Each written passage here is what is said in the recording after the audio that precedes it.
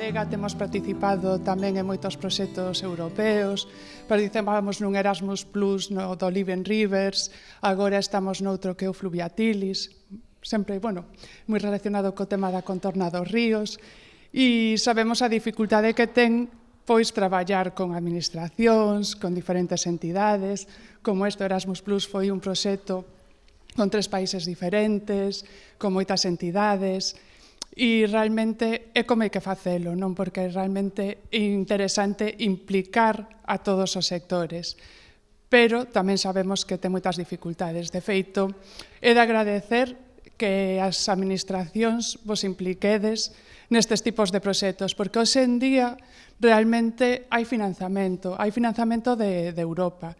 Que pasa? Que non son subvencións ao dedo no que faz 4 cousas e xa está.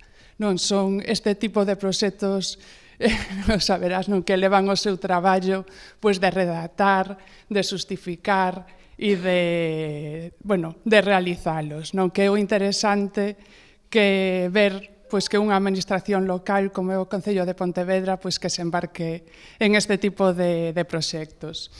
E sin máis, de feito, moitas gracias e o que falábamos, non? Que o galla que este encontro sexa novas sementes de colaboración. De feito, igual vimos que hai moita xente que está relacionada, non? Ou que ten interese, incluso se podemos pasar unha folla despois cos correos electrónicos para facer quedar en contacto xa para próximos proxectos, que é o chulo que ten este tipo de reunións, que son máis pequeniñas, non é un evento de masas, pero de unha reunión pequeniña poden sair proxectos moi chulos. E, sin máis, é que non sei se empezar coa mesa redonda, se tal contigo, Ramsés, explicando o tema da custodia do territorio e despois, porque aínda nos falta un ponente que ven de traballar, ten a falta justificada. E, por tanto, vamos a empezar con Ramsés Pérez. Ramsés é pedagogo, é traballador da Adega dende hai moitísimos anos, é educador ambiental e é unha das persoas que máis ten traballado en educación ambiental. Iniciou proxectos superchulos como que é o Proxecto Ríos, que seguramente que todos e todas coñecedes e tendes participado. Do Proxecto Ríos ten pasado a proxectos de voluntariado. Fomos unha das primeiras entidades e, Ramsés, ideólogo de proxectos de voluntariado ambiental, traballamos con especies invasoras e agora estamos explorando novos campos como a custodia do territorio, no que xa temos avanzado un pouquiño tamén da man de Ramsés. Entonces, sin máis, doulle a palabra a él para que nos conte en que consiste isto da custodia do territorio. Eu vou comentar algunhas cuestións relacionadas, algunhas cuestións xenéricas relacionadas coa custodia do territorio, porque, en principio, o perfil era así diverso, tanto xente que tiña certo coñecemento como outro, igual, non tanto. Entón, vou a falar un pouco, como son o primeiro, ademais, dende ese embarque igual un pouco máis teórico, ou en que consiste a custodia do territorio, pero tamén dando paso logo a algunhas das iniciativas que desenvolvemos dende a Adega. A idea é, entendo que a Adega coñece todo o mundo, unha entidade ecologista das máis señeiras do país, que naceu no 74, estamos agora mesmo de cumpleanos, porque, ya que naceu no 74 non se legalizou hasta ao 76, por iso estamos agora precisamente cumplindo os 50 anos, e, anunciar que precisamente durante estas semanas e estes vindeiros meses está, de xira por toda Galiza unha exposición sobre os 50 anos da Adega, e que, de feito, próximamente vai a estar aquí tamén en Pontevedra e vai a percorrer, hai unha exterior para as rúas e hai outra que vai ir aos centros de ensino, non? A idea é facer unha pequena introducción, falar da custodia do territorio, e como nas outras ponencias se vai a falar de custodia forestal, de comunidades de montes, pois nos vamos a derivar un pouco cara a custodia fluvial, que é unha das modalidades de custodia na que nos máis temos traballado e probablemente unha liña que vayamos a desenvolver aquí no Concello de Pontevedra, non? Bueno, en canto como enmarcar a custodia do territorio, pois, bueno, é unha estrategia, non? É unha ferramenta de conservación que, bueno, xa vedes, aparece ali na Lei de Patrimonio Natural e Biodiversidade, non?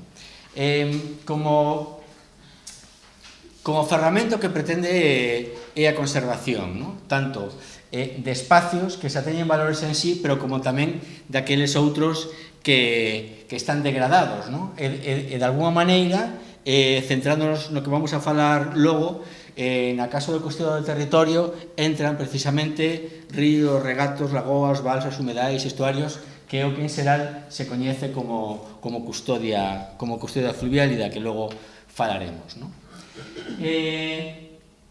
Nós sempre empezamos con esta imaxen, que, bueno, é unha imaxen que, bueno, de feito nos gusta poñer porque elaborouse precisamente durante varios campos de voluntariado con personas que comenzaron a traballar con nós no que logo foi o primeiro acordo de custodia do territorio asinado con unha confederación hidrográfica, que foi con a Confederación Miño-Sil, a primeira que se fixo aquí en Galiza e a terceira do Estado español, non? E preguntamos precisamente, non? Quero dicir, nesas jornadas que facemos de voluntariado, que moitas veces se fala de voluntariado como man de obra e casi sempre se poñen así unhas mans, e está moi ben, non? Porque é botar unha man ás cuestións ambientais, pero a realidade é que nos sempre decimos que o voluntariado, ademais de músculo, que se representa por esas mans, tamén teñen neuronas, non? E se pode facer moito traballo relacionado precisamente co medio ambiente sin mover un solo músculo, non? Incluso sentados ou parados nunha toalla, nunha playa tamén se pode facer moitas cousas, non? Que é a cuestión do territorio? Bueno, pois unha nova e crecente estrategia de xestión do territorio que ten como objetivo a conservación do patrimonio natural, cultural, paisaxístico dun territorio concreto, non? Como se leva adiante esa custodia? Bueno, fundamentalmente mediante acordos voluntarios, verbais ou por escritos, entre propietarios ou propietarias de fincas e entidades de custodia nos que se establece un pacto para xestionar a parcela custodiada, non? E hoxe, de feito, vamos aquí a ver varios exemplos de proxectos de custodia e creo que é interesante que os vamos a ver o ano pasado, por exemplo, xa dentro do Concello se organizaron unhas jornadas dentro deste proxecto onde viñemos varias entidades a expoñer o que facíamos, non? Desta volta vamos a facer algo semellante, pero tamén van a vir que non moitas veces participan nestes foros a outra parte do acordo, que son os propietarios que nos van a dar o seu punto de vista, vendo que se fai, do que non se fai, ou como chegaron ou decidiron participar nisto. Quen participa? Pois, habitualmente, propietarios de fincas e entidades de custodia, que poden ser entidades tanto públicas como privadas. Onde? Pois en parcelas que teñan ou poidan ter valores naturais, culturais e ou paisaxísticos. E digo, que poidan ter porque a día de hoxe, quero dicir, e o decía María, quero dicir, agora coa nova lei de restauración que se aprobou a nivel europea, pois hai un potencial moi grande con ese 30% de porcentaxe do territorio que se ten que restaurar a nivel europeo. E nós, por exemplo, que fallanos que desenvolvemos un proxecto que se chama Charcas con Vida, que é unha especie de e como irmán pequeno do proxecto Ríos, pois polo país adiante, nese proxecto que facíamos era un inventariado de charcas tanto presentes, naturais como artificiais, como un inventario de aquelas charcas que desapareceron, non? De feito, o último acordo de custodia que asinamos con dúas veciñas da Fonsagrada están nunha parcela que ten a mitade de outra parcela que se chama A Lagoa, non? E se collemos o búho americano, vemos que nese lugar, pois non foi moitos anos, había unha lagoa moi grande que foi desecada, non? Entón, bueno, cara aí tamén vai a custodia do territorio, non? Cara a coller eses lugares que aparentemente a día de hoxe non teñen valor, pero que si o tiveron, non? E en canto ao cando, bueno, os acordos de custodia establecen un período de actuación, non? Que pode ir de varios anos a décadas segundo as accións de xestión acordadas, non? Respecto a isto, comentar que, bueno, nos foros de custodia do territorio e noutros lugares donde podemos decir que está máis avanzada a custodia do territorio, xa se están barallando ou asinando convenios de custodia de 50 anos para diante e antinotario, non? É dicir, o tema do acordo verbal, que nós empezamos por aí, hai que ter en conta, pois, a idiosincrasia que temos coa terra aquí, cos marcos e todas esas cousas, non? Que, bueno, en moitos casos dá lugar para a risa, pero teñen a súa razón, non? Quero dicir, un metro máis de terra era o límite da fame ou non durante un inverno, non? Entón, bueno, hai que entender esas cousas e hai que saber de onde vimos, non?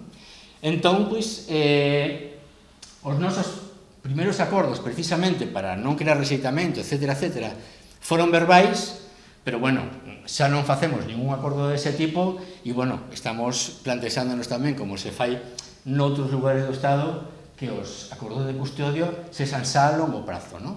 Porque, bueno, no fondo, a Adega está invertindo o seu tempo e o traballo e orzamentos que son para así decirlo, de toda a sociedade en algún proxecto en concreto, non? Entón, bueno, estáse dando moitos lugares que precisamente hai, bueno, algunha xente que pode estar aproveitando a custodia do territorio para levar adiante proxectos individuais e logo desligarse. Entón, bueno, de aí xa podamos decir que comeza a ter xa máis seriedade esta estrategia de conservación e de aí que cada vez os convenios comecen a ser máis longos, non? Bueno, algunas imaxes así moi rápido. Esta é a primeira guía de custodia do territorio en la práctica, que se chaman estas jornadas, que se publicou no Estado español pola Sarsa de Custodia del Territorio, agora Sarsa de Custodia da Natura, e que financiaba no que aquel momento foi a Fundación Territorio e Paisaxe, que dependía de la Caixa, de Caixa Cataluña, e que de feito foi a entidade que nos financiou a nós no 2008, creo que foi, o primeiro proxecto de custodia do territorio, non? E aí empezamos a andar, non? E xa nesa guía, se vos fixades, aparece o proxecto Ríos, e aí se navea o traballo do proxecto Ríos en Galiza, non? Posteriormente, no ano 2011, organizamos tamén o que foron as primeiras xornadas de custodia do territorio en Galiza, baixo o subtítulo de situación perspectivas, porque pretendíamos de alguma maneira era ver como estaba naquel momento a custodia do territorio e cal era o lugar que era onde tiñamos que ir, non? O sea, de alguma maneira, dende que comezou este movimento, dende a Adega pensamos efectivamente que era algo que queríamos que podía aportar moito, non? Sobre todo, porque tamén dáballe nome a algo que xa existía no país, non? Quer dizer, aquí en Galicia había entidades como Ridimoas que xa levaban anos, non? Mercando terras para conservar, non? Non lle chamaban custodia do territorio, pero é unha das modalidades máis típicas de custodia do territorio extendida a nivel mundial, non? Que mercar terras para conservar, non? E, bueno, en el fondo, se vamos para atrás, os acordos que hubo toda a vida no rural, de que un veciño non traballaba a terra e accedía para que lle traballara outro e lla mantivera, non? Quer dicir, iso, evidentemente, non se chama custodia do territorio, non se facía por escrito, sino que era verbal e non era outra cousa que unha modalidade de chegar a un acordo verbal para que as dúas persoas tiveran un beneficio. Algo de historia, pero vou ir moi rápido. Na primeira imaxe, aquela máis esquemática de que é a custodia do territorio, comentábamos que era unha nova crecente estrategia de conservación. Bueno, nova xa non tanto, xa vai polos 20 anos, dende a declaración de Montesquieu. Si falamos do Estado español, pero si miramos para cara fora, xa no século XIX, tanto nos Estados Unidos como en Canadá, América Latina, pois xa se levaba adiante esta modalidade de conservación da natureza, naquele momento, basicamente, comprando terras para que non se fixera, por así decirlo, nada delas, ou basicamente para destinalas a conservación. Aquí podemos decir que é algo que está nacendo, pero se miramos para outros países, igual nos quedamos un pouco abrumados, coas cifras en canto a espacios protegidos, número de persoas voluntarias, números de técnicos traballando para esta organización, que de alguma maneira esta, quer dizer que se asuntamos, para que vos fagades unha idea, ten máis socios que o Barça e co Madrid xuntos, que son moitos socios. Podemos decir casi que é como un ministerio de medio ambiente e patrimonio en paralelo, porque teñen castelos, teñen técnicos, etcétera, etcétera, etcétera. Entón, nova e crecente aquí, podemos decir, con moita experiencia e de longo noutros sitios. De feito, aquí había unha persona que vivía cerca aquí en Covelo, David Brown, que tiña unha empresa que se chamaba Integra, que, estuvo aquí facendo cousas, marchou de volta, e ahora, se non me equivoco, está traballando no National Trust, nun proxecto que nos a veces falamos con él, porque é tamén de recuperación de valados, que andamos aí metidos niso. Outra entidade que é unha barbaridade de terras, é unha barbaridade de o que fan precisamente ligados á cuestión do territorio, son o Reino Unido, non me vou a parar en cifras, non me vou a parar en todo o que xestionan, pero, máis ou menos tedes aí, ou quen queira, lle podo pasar a presentación.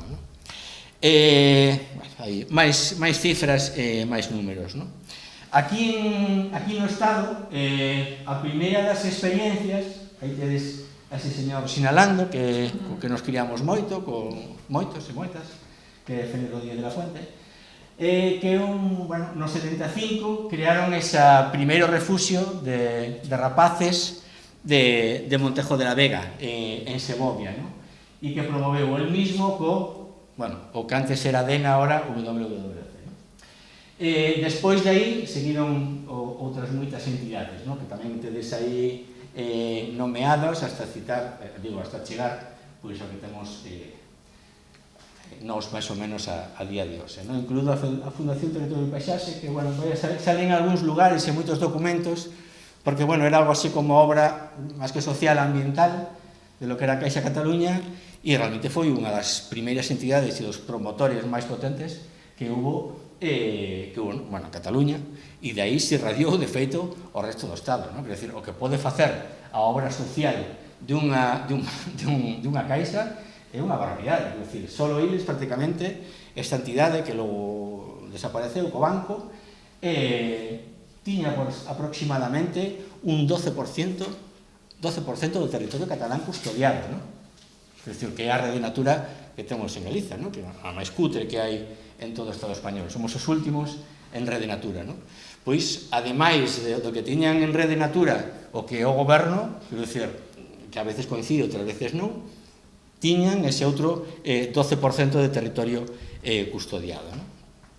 Non me vou a parar nisto, pero simplemente decir que o encontro ou o foro que nos sirve de unión a todos os que traballamos na custodia do territorio son as jornadas estatais de custodia do territorio, e tedes algunhas datas nas que se celebran, e todos tamén, máis ou menos, formamos parte do foro estatal de custodia do territorio, que agrupa tanto entidades de custodia como a propietarios de custodia e logo as redes, non?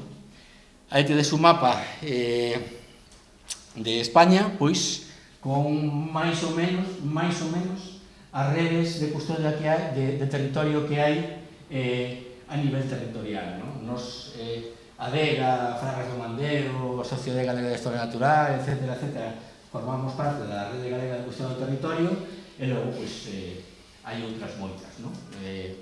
Repartidas ao longo de todo o territorio español, non? Ben pode ser algunhas que moi boas, que funcionamos máis, outras que funcionan menos, bueno, é un traballo voluntario e, bueno, quizáis quitando a salsa de custodia del territorio, que ahora é salsa de custodia da natura, se xuntaron dúas redes que había en Cataluña, a de custodia do territorio e a de voluntariado ambiental, e mudaron o nome por salsa de custodia da natura, non? Como, bueno, a custodia do territorio non ten por qué, pero ten unha forte pegada ou unha forte relación co voluntariado ambiental e en moitos casos estaban facendo moito traballo en conxunto, pois, bueno, uníronse esas dúas redes para crear unha máis potente, non? Ese foro estatal, isto se puxen antes, e, bueno, en cuanto a algo de historia sobre a custodia do territorio, xa falamos 4 cousas, 5 minutos, para comentar pois a idea fundamental, non? A custodia do territorio poderíamos abordala dende un punto de vista estratégico, filosófico, legal e académico, non? Pero especialmente para nós, dende o comenzo, a idea principal sempre foi, non? Como é o caso aquí, está Marcial, acaba de chegar José, non? Pero poderíamos falar de moita máis xente, a idea é sempre falar, non? Entre persoas que teñen algunha parcela ou algo de territorio que conservar e unha entidade que pode chegar a algún tipo de acordo para levar adiante unha iniciativa de interese para as dúas partes, non? E unha vez que se fala, pois comenzaríamos a traballar, non? Por lo tanto, o acordo de custodia é sempre un procedimento voluntario, non? Igual que non podemos falar de voluntariado ambiental se unha persona menor de 18 anos, non? Ten que ser maior para ser un voluntario ambiental e ten que facelo no seu tempo libre, pois no mesmo caso podemos decir, non? Un acordo de custodia do territorio ten que ser sempre voluntario. E as entidades de custodia poden ser públicas, pero tamén privadas, sin ánimo de lucro, que moitas veces se inciden en que teñen que ser privadas, pero digo públicas, pero tamén poden ser privadas, non? E en canto a actuación poden ser moi diversas, non? O objetivo, xa me vou ao segundo, o objetivo final é a conservación a longo prazo, xa dixe dos valores naturais, culturais, paisaxísticos. O principalmente está dirixido a terrenos privados ou municipais, e o acordo de custodia é un instrumento que permite a colaboración entre esas entidades, como xa comentei, non? O do principio de voluntariedade tamén, non quero repetir iso. Logo, hai que decir que en moitos casos se provén modelos de explotacións coparticipativas, non? É dicir, os modelos de acordo poden ser moi diferentes, a entidade de custodia, como pode ser a DEGA, pode, como nos ten pasado, non? E cada vez nos está pasando máis, non? Ao principio tiñamos que irnos a buscar as parcelas e os lugares que queríamos conservar, e agora, en moitos casos, a realidade é que nos está chegando a nós, non? E nos está chegando a nós, como está pasando en outras moitas partes do Estado, dunha maneira, a mellor que non contábamos fai 10 anos ou fai 15, que persoas que heredan unha finca non a queren para nada, ou dalle gasto e non la deciden dar a nós, non? De feito, cada vez temos máis casos destes, e, bueno, a principio, algunhas decíamos que sí, pero, claro, nós tampouco podemos, dende a DEGA, asumir todas as fincas que nos quere ceder aí toda a xente, porque, bueno, non... Quero dicir, moitas son moi diferentes, algunhas son pequenas, algunhas hai que limpialas, outras simplemente se deixan con un stand, pero que hai que facer algo con elas ao longo do ano. Entón, bueno, a realidade é que en moitos lugares somos nós os que xa temos a parcela e facemos con ela o que queremos, pero noutras, vesase o caso de Marcial, pois habitualmente, neses acordos de custodia que temos, pois falamos anualmente do que queremos facer, do que non queremos facer, e vamos tirando, neste caso, incluso, ainda que no acordo de custodia están enumerados máis ou menos que vamos a facer cada quen, pois anualmente pois vamos acordando que traballos se fan ou se deixan de facer, non? Tamén decir que, bueno, noutros modelos de custodia que eu diría lamentablemente, non? Que lamentablemente non se están aplicando moito aquí en Galicia, sino outros territorios, como pode ser Baleares, Cataluña tamén, Andalucía, Extremadura. Si hai moitos proxectos de custodia agraria donde si realmente o que se trata é de manter a cultura labrega tradicional, que habitualmente tivo un respeto co entorno, e realmente os propietarios e as propietarias siguen sendo os donos das parcelas, e realmente as entidades o que fan é apoiar ese traballo, non?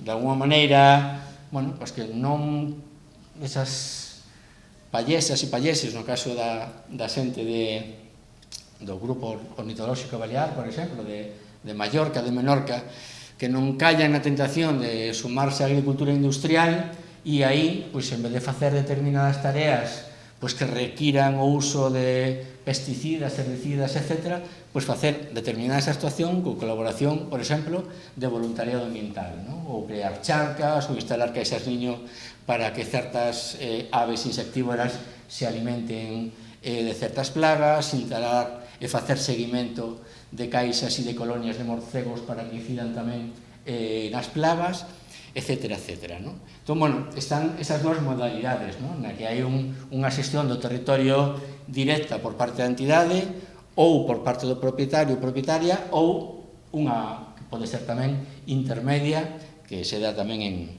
en moitos casos, non? E, bueno, aquí están as modalidades habituais de custodia do territorio, inda que poderíamos falar de algunha máis.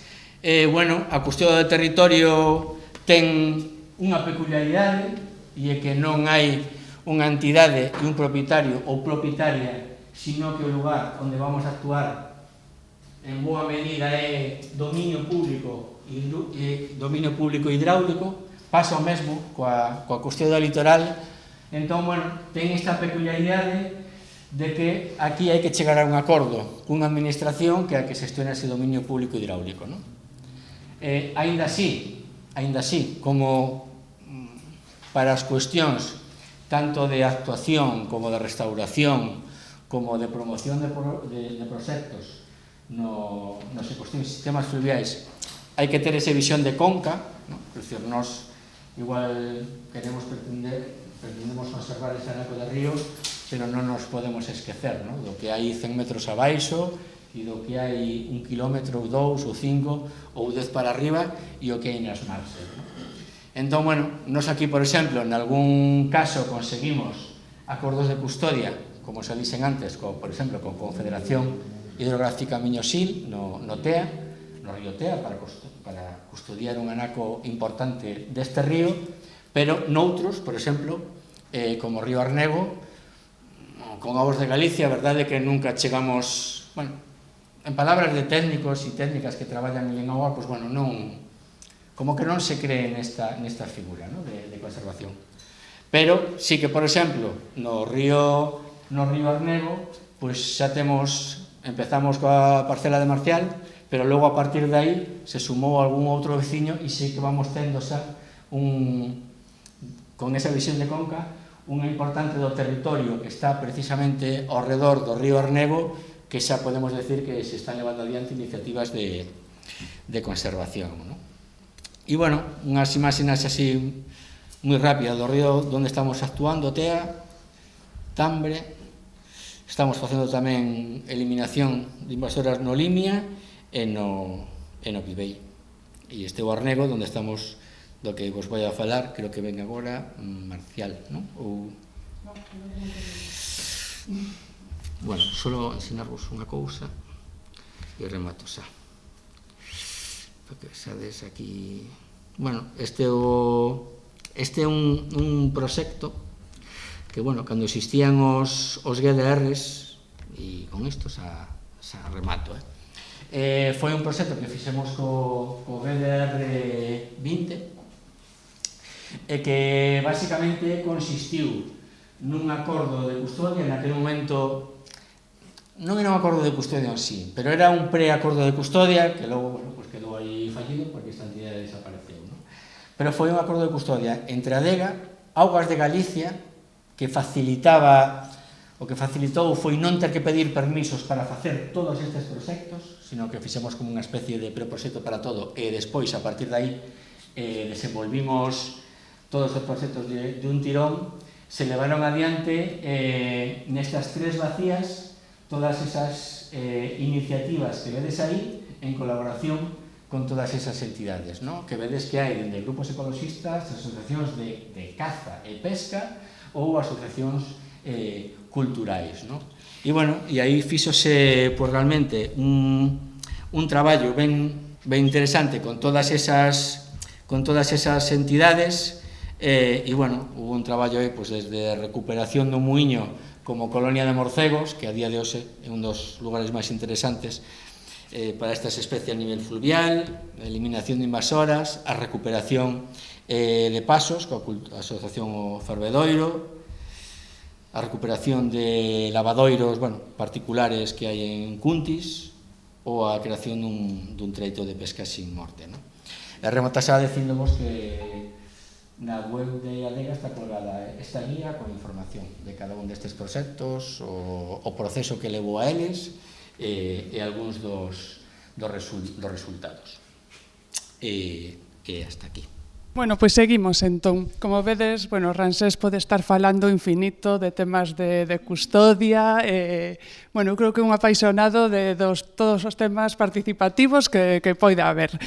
Pero imos a seguir con outro proxecto que é un proxecto tamén a 4 bandas. Como vedes, hai moitas modalidades. É o proxecto Monte Vivo, no que está implicado un centro, un IES, non? Que é o de Ponte Caldelas, o CFA de Lourizán, a Comunidade de Montes de Cuñas e a Asociación a Rente do Chan, tamén de Ponte Caldelas.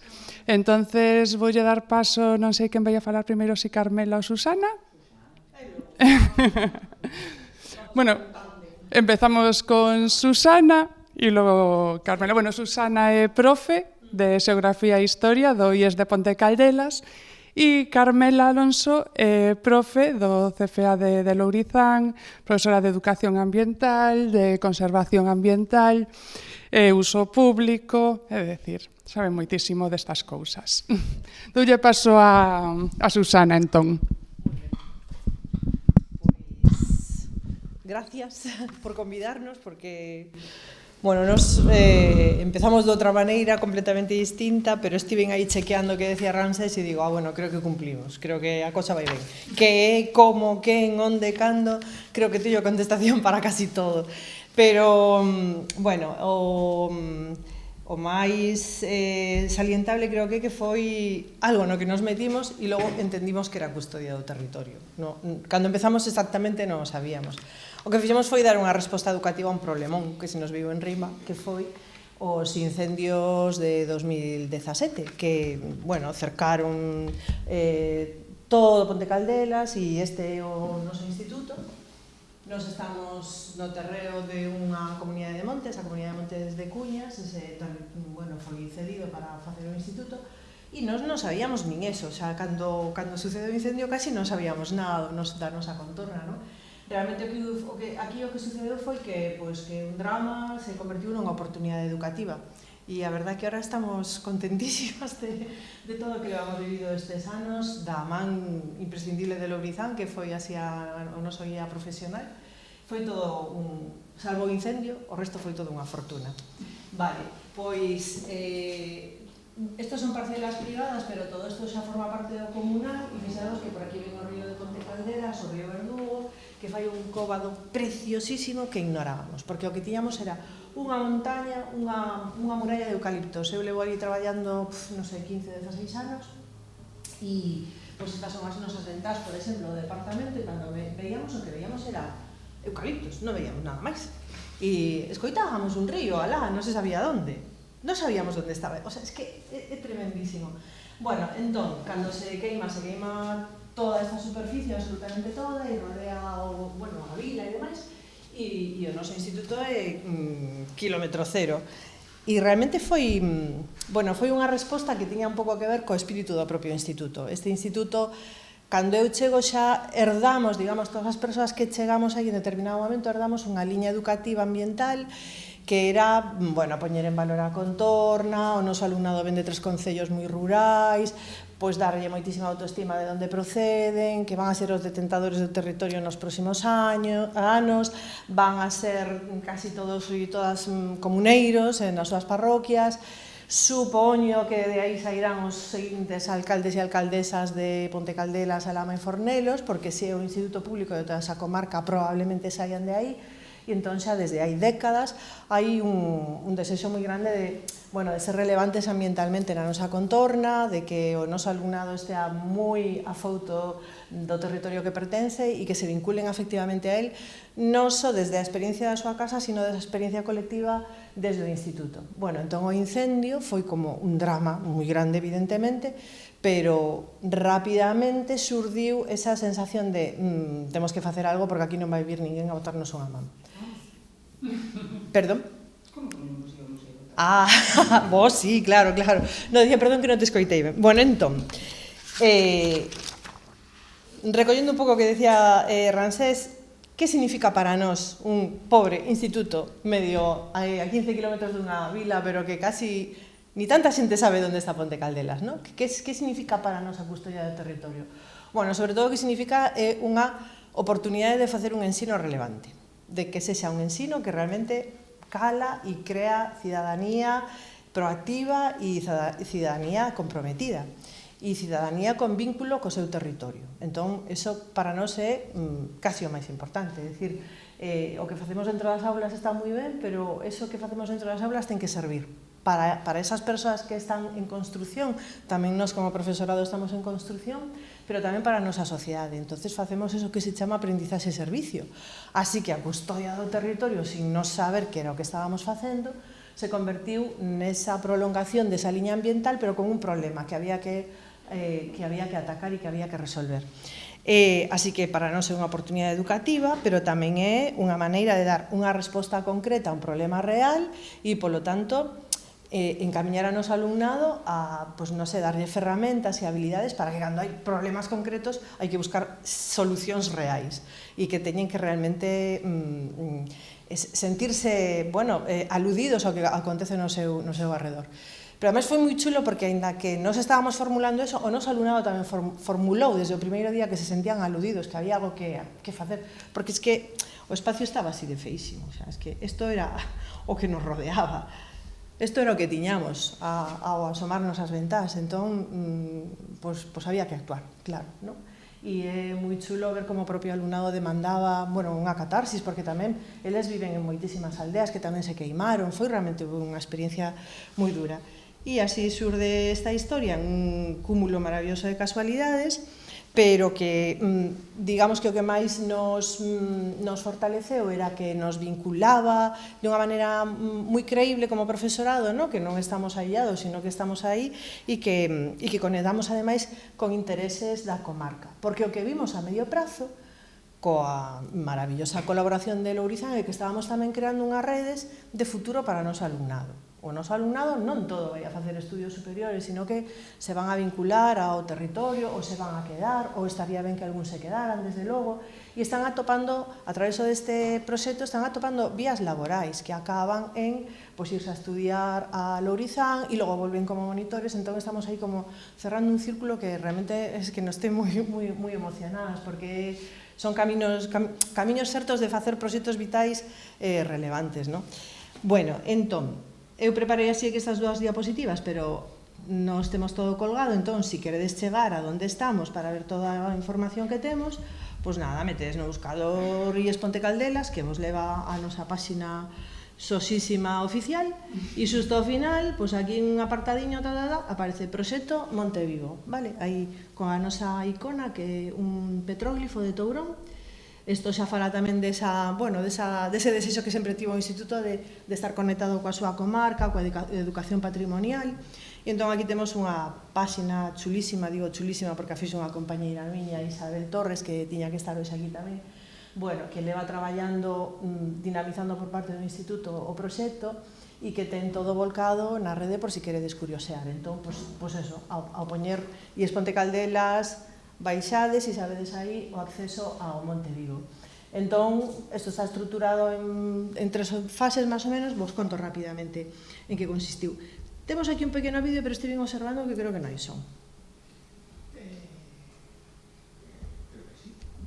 Bueno, incluso di que non quere, ¿no? Porque hai que aceptar as cookies. Ajá, nada, sí. Aceptar todo, vamos a darle a todo. Vale, vamos a ver si vai.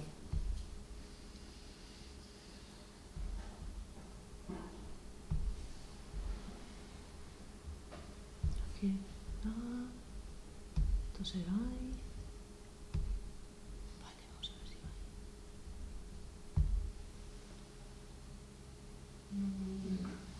No, pero da igual, porque... Pero o ordenador ten que ter sonido.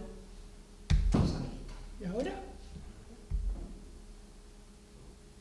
Bueno, pero como está na páxina, se o queredes ver... Agora? Es que me fixei antes e dixen... Bueno, pero da igual, non pasa nada, porque tendes acceso a él a través do enlace que temos colgado na propia páxina. Vale, entón...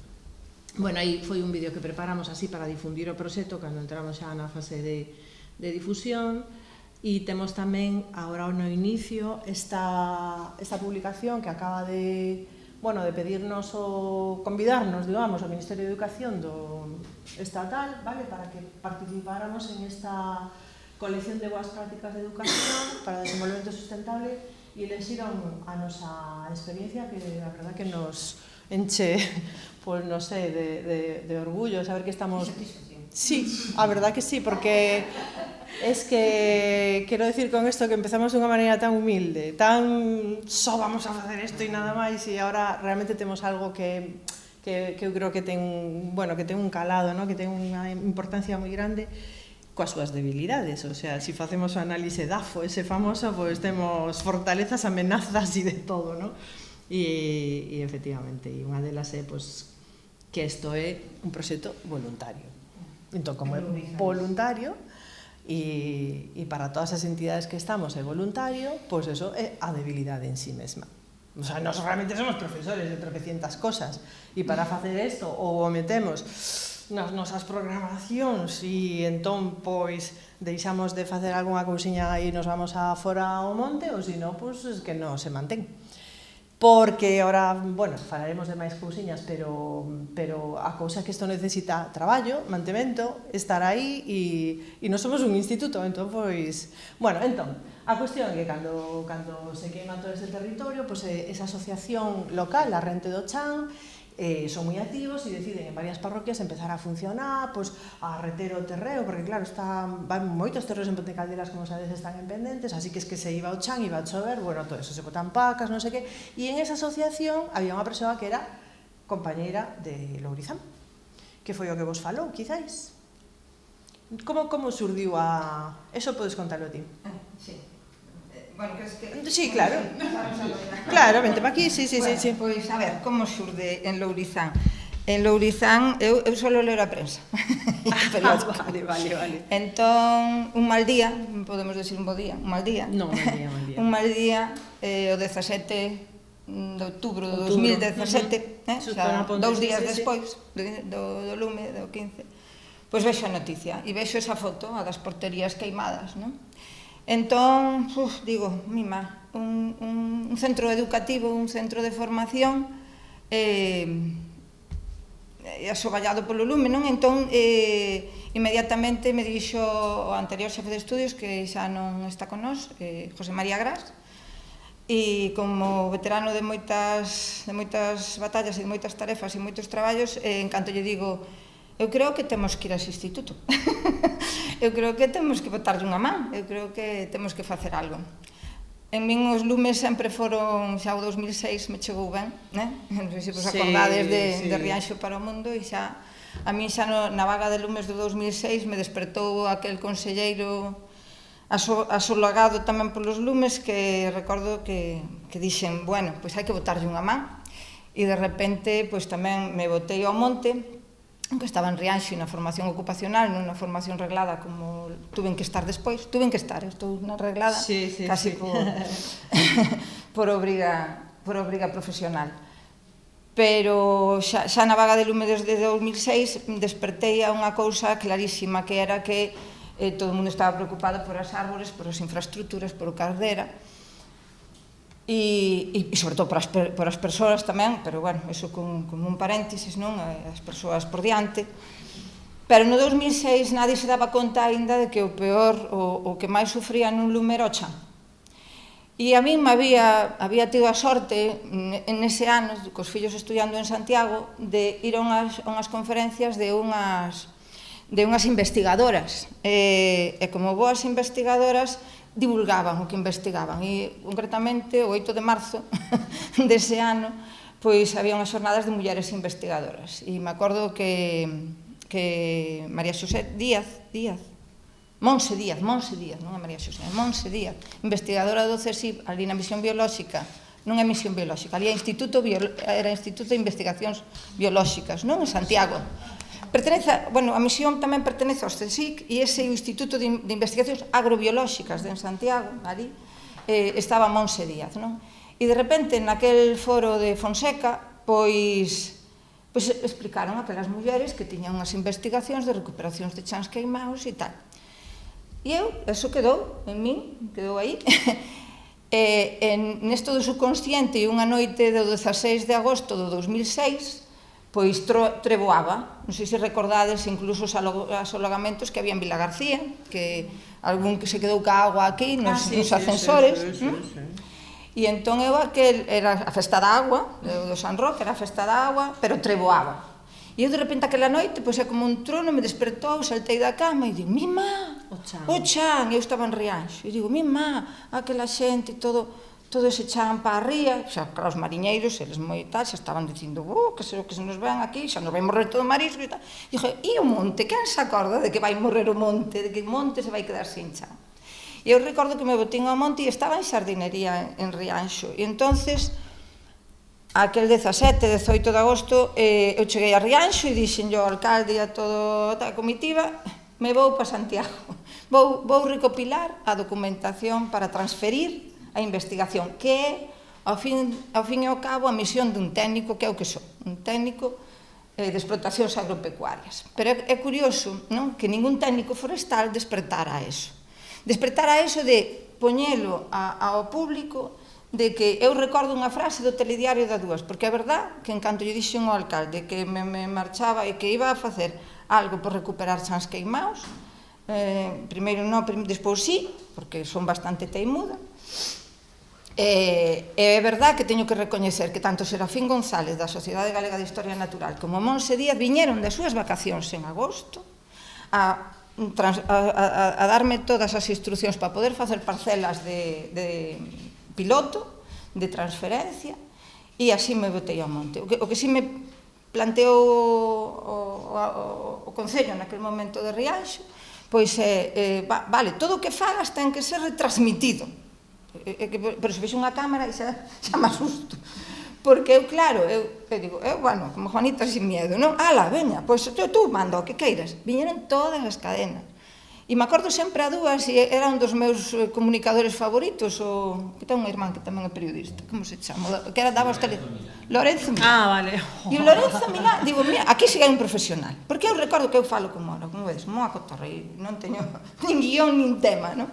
O tema sí, tema teño, pero o guión sin el. E de todo o que decía, me acordo que no telediario da Dúas sacou a frase máxica, que non é miña, que é dun tratado de silvicultura.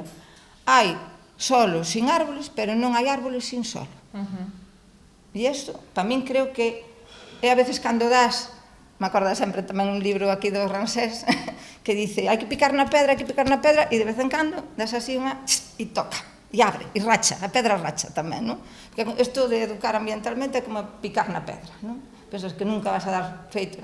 E naquel momento eu penso que demos ese e rachou a pedra. Por fin, eu creo que moita xente se dou conta de que efectivamente o recurso non renovable, que de verdade se estaba a perder, era o chan.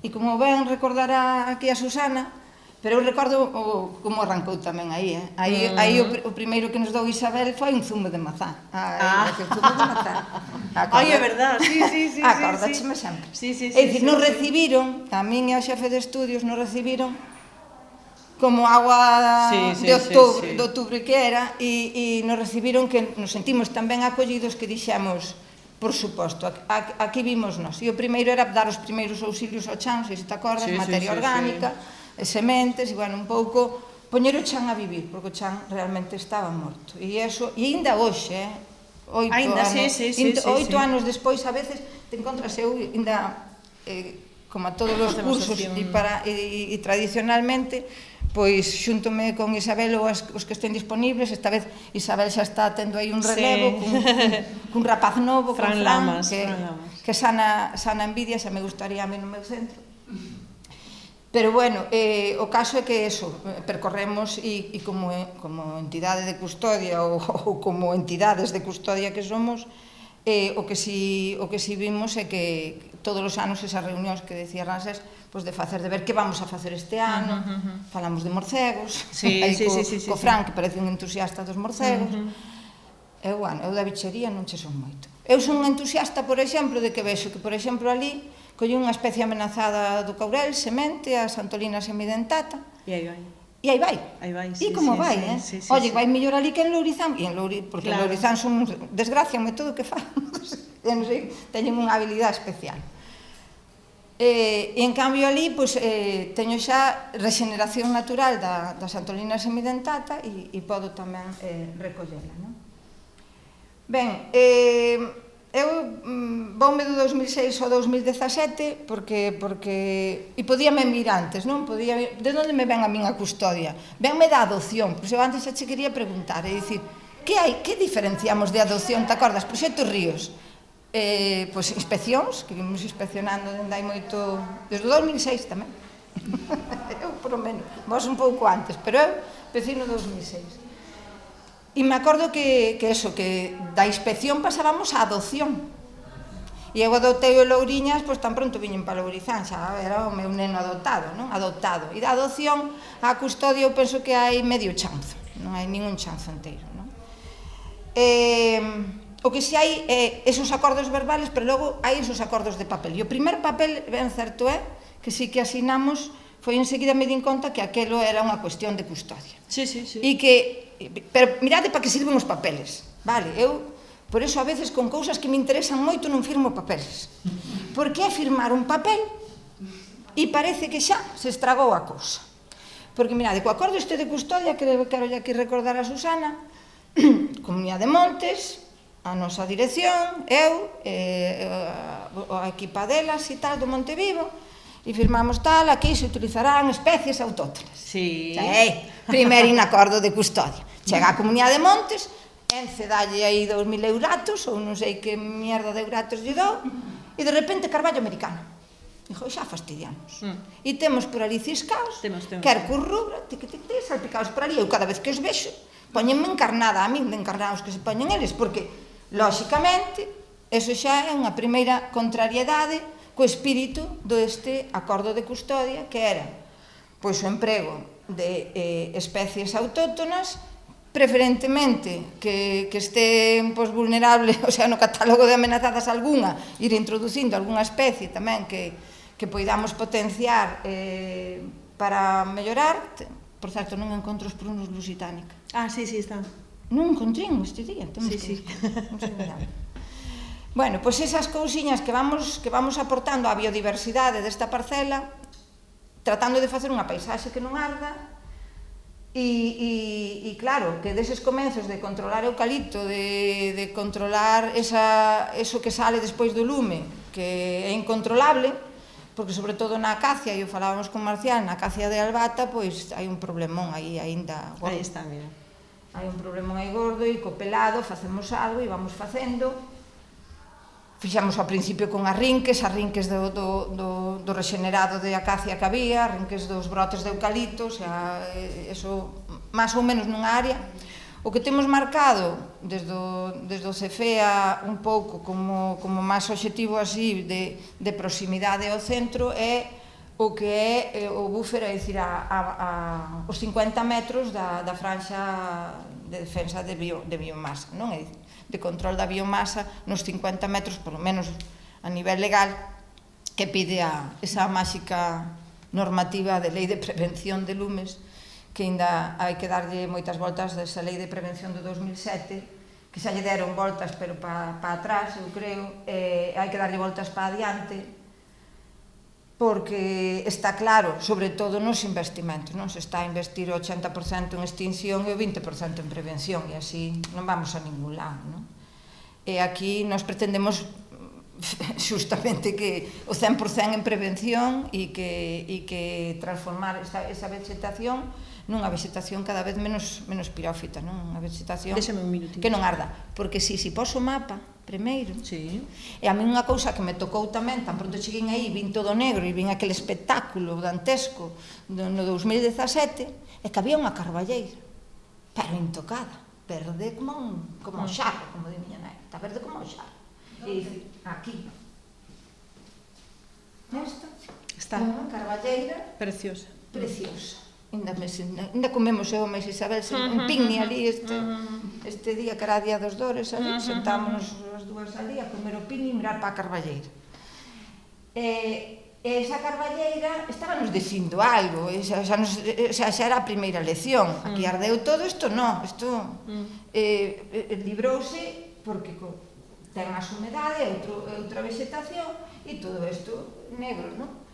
E por eso ali, esa carballeira, acordaste unha das primeiras cousas, era que os vosos rapaces recolleran landras e vamos a facer de esquíos, non? De ardillas, vamos a levar esas bellotas, vamos ir enterrando algo por aí, así tamén, a parte do eucalipto, que xa sabíamos que viña, porque isto se encheu de eucaliptos outra vez, pequenos, que fomos arrincando, que fomos destoconando e sacando algúns, e bueno, se fixo aí un traballo de buscar que eso, que non arda con todo, chegar aos 50 metros. Agora andamos por aquí, deseucalitizamos as partes máis accesibles, pero logo aquí tamén hai unhas pendentes moi fortes cara ao río, que non nos permiten traballar cos rapaces, non deixamos de ter rapaces, nos temos de formación profesional e un pouco máis maiores, pero son aprendices, o sea, non son profesionales que poidas arriscarte con eles aí en taludes de moitas pendentes. Entón, bueno, aí ca Comunidade de Montes a veces, agora estades aí peleando tamén ca Consellería, non? Porque aquí tamén hai outra zona, pero digo ben? Sí, tal cual. Aquí hai unha zona tamén, unhas pendentes moi fortes, que non se aprecian, pero que están aí e que, claro, tú con pendentes do 40% e así non podes andar cos rapaces aí colgaos, non? Entón, bueno, se vai facendo o que se pode na medida de tratar de dar un cambio a unha biodiversidade distinta, non? A unha biodiversidade distinta. É dicir, ver que, bueno, teño hasta un olivo plantado. Cando empezou a guerra en Palestina, o primeiro que fixen foi o ano pasado, verdad? Este é o meu, este planto. Necesito paz, por Dios, en este puñetero mundo, non? É dicir, pois plantamos unha oliveira, vive despois dun verán como este. Nesta parte que é un pedregullar e que non hai... E está cara ao sur. Nos van a cortar o tempo. Bueno, pois nada, vou facer un mínimo... É un proxecto así de moita esperanza aínda, que oxalá continúe.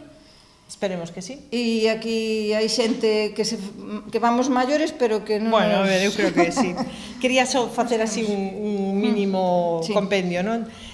Son 4 hectáreas, levamos plantados máis ou menos 1000 exemplares, bidueiros, obreiras, acibros, érbedos, tropecientas aromáticas, incluídas Santolina, Ruscus e demais. O proxecto é moi chulo porque os alumnos deles son monitores dos nosos alumnos, nos establecemos sempre en segunda da ESO, todos os chicos e chicas de segundo da ESO todos os anos pasan por esta experiencia e logo vamos arañando así, rebuñando horas de distintos niveis e distintas horas para facer labores de mantemento. Bueno, menos mal que tivemos un premio que nos deu unha dotación económica bastante grande, entón poidemos volver a rarear un pouco todo o mato que nos viña en riba, porque o problema está efectivamente no mantemento. E a mí sen facer comprender a cidadanía que non estamos facendo un xardín, que o que estamos facendo é un espacio de biodiversidade. Co cal, claro que vai haber xestas, vai haber toxo, e non vai a ser un sitio bonito, entre comillas, que vai a ser maravilloso. Divulgamos, temos fases de divulgación, entón tamén por aí, bueno, pues estaba, tiña aquí previsto ensinarvos un dos cartéis por si queredes ir ao instituto. Na porta temos un cartaz con unha ruta que creamos para poder pasear por toda a experiencia de Montevivo, e iso está xusto cando se chega ao instituto se ve, entón presentamos o proxecto para poder pasear as rutas así que mellor conservamos.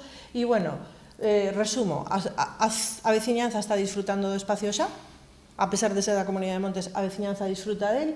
Nos sentimos moi fortalecidas porque somos 4 entidades e por iso iba a falar tamén desa asociación ecoloxista, porque se vinculou desde o principio e cando foi traballo de voluntariado, a AMPA, o Concello firmou o convenio, pero ben podía non telo asinado porque non está funcionando. En este caso, temos que dicilo tamén, que en este caso esta institución finalmente non asume as súas responsabilidades porque entende que a responsabilidade é dunha Comunidade de Montes. Entón, aí hai un problema de, eu diría, de falta de sensibilidade, pero vaya.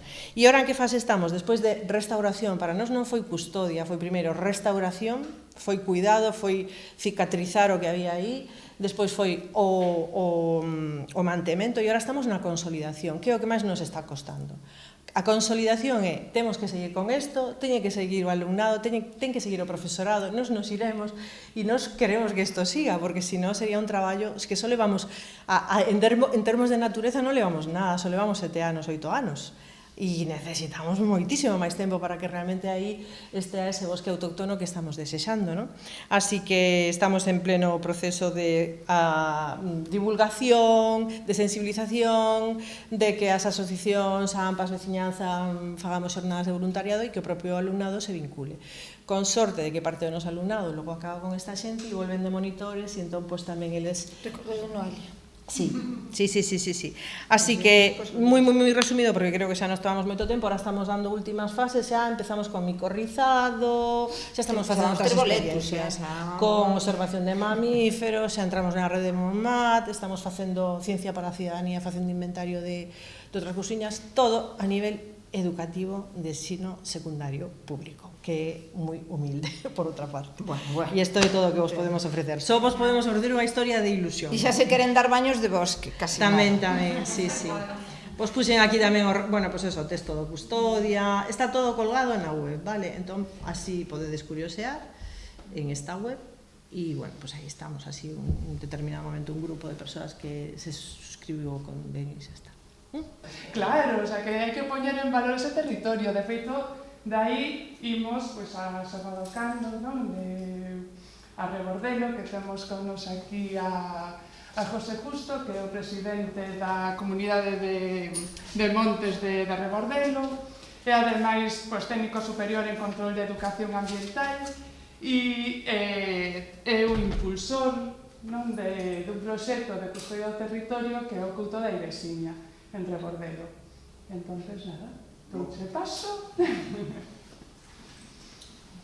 E así imos ligando tamén o territorio, porque de Pontecallelas a Rebordelo hai un pasillo.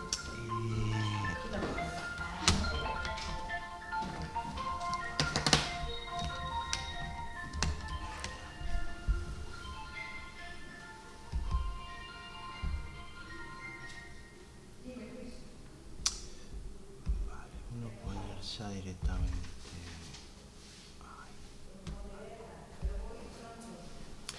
Vale, pois a verdade que, bueno, estaba escoitando agora a presentación das compañeiras, é super interesante porque son proxectos moi paralelos e que nacen no mesmo tempo e un pouco pola mesma circunstancia dos incendios de 2017 e xa, bueno, desde que comenzou un pouco isto, pois levamos seguindo porque hai intercambio de voluntarios, hai intercambio de persoas que participan en ambas cousas. É unha experiencia super interesante ver eso, como se van realizando pois eso, prácticas a través de outra estrutura. Nos, por exemplo, empezamos dende a Comunidade de Montes, sendo como, bueno, xunto con a ADEGA, pois as entidades que iban a promover esta iniciativa, pero tamén é super interesante ver como desde un centro educativo se pode levar a cabo tamén algo así, na que, bueno, no voso caso tamén participa a Comunidade de Montes, pero entendo que máis dun xeito mellor, pois eso, simplemente facilitando o espacio. Claro, nos damos soporte, sí. Vale, pois, a ver, aquí está. Bueno, o Monte Comunal de Rebordelo, como sois de Ponte Caldelas, a maioría xa sabes un pouquiño onde está, no Concello de Cerdeo Cotobade. Somos unha zona moi próxima. A día de hoxe, un pouco para poñer en contexto, eso, a Comunidade de Montes de Rebordelo é unha comunidade pequeniña en relación ás que hai pola zona, vale? Nós temos 350 hectáreas e demais este un pouco así a situación actual. Sobre o 60% da superficie da comunidade xa está orientada a conservación e a restauración de hábitats, dos propios servicios ecosistémicos, temos aproveitamentos micolóxicos, proxectos tamén de restauración de recursos hídricos, sobre todo das traídas de abastecemento veciñal e sobre todo das zonas que están nas partes un pouquiño máis altas, que son as que permiten a infiltración que abastecen pois estes, bueno, aproveitamentos de auga. Temos varios proxectos de sumideiros de carbono. Aquí, bueno, incluen a apicultura, que estaba en proceso de implementación. Todavía non conseguimos que ningún apicultor local se animase a empezar unha explotación, pero, bueno, seguimos tendo a esperanza. Logo realizamos, pois, eso, inventariado e un seguimento constante da biodiversidade para levar un pouco control sobre o estado da mesma. E realizamos labores principalmente de eliminación de especies exóticas invasoras. Logo hai outro tanto por cento, o 30%, que se dedica literalmente a silvicultura e outros usos. Restauración dos solos, aquí entendemos por hai áreas que, polos fenómenos que comentabades antes, a erosión constante dos procesos de queima, abandono e arrastre, hai áreas realmente do noso monte que está nun estado, bueno, pues, moi degradado. Se pode apreciar perfectamente en fotografía de satélite dos últimos 50 anos, como literalmente se perdeu, pois eso, capas de solo desas 350 hectáreas, pois 50 aproximadamente, pois a día de hoxe son pedras infestadas de eucaliptos. Unha situación aí un pouco complicada de xestionar. Vale, o Couto da Ireixiña é un proxecto de custodia de territorio. Nacemos, como xa comentara, no 2017 e a día de hoxe contamos con 172 hectáreas, que son principalmente da Comunidade de Montes de Rebordelo. Temos tamén parcelas que aportaron particulares e a día de hoxe todavía non conseguimos asinar de xeito oficial un acordo de custodia con comunidades veciñas, pero sí conseguimos xa empezar a traballar nos montes das comunidades que lindan con nós, porque o obxectivo deste proxecto sempre foi levar pois estas iniciativas a outras comunidades e conseguir consolidar un espacio de conservación común que nos permitise conectar pois a zona de rede de natura de o Suído e a propia Serra do Cando co que sería a área do río Lérez, pero bueno, isto é un proxecto a tempo vista. Vale, este é un pouquiño, pois eso, o que nos atopamos en 2017 como situación inicial. A zona máis escurecida foi o que nos afectou dese incendio que tamén arrasou Ponte Caldelas. Nos perdemos unha parte moi significativa do monte, as comunidades veciñas tamén. Isto é un pouco a distribución do que nos atopamos nese momento.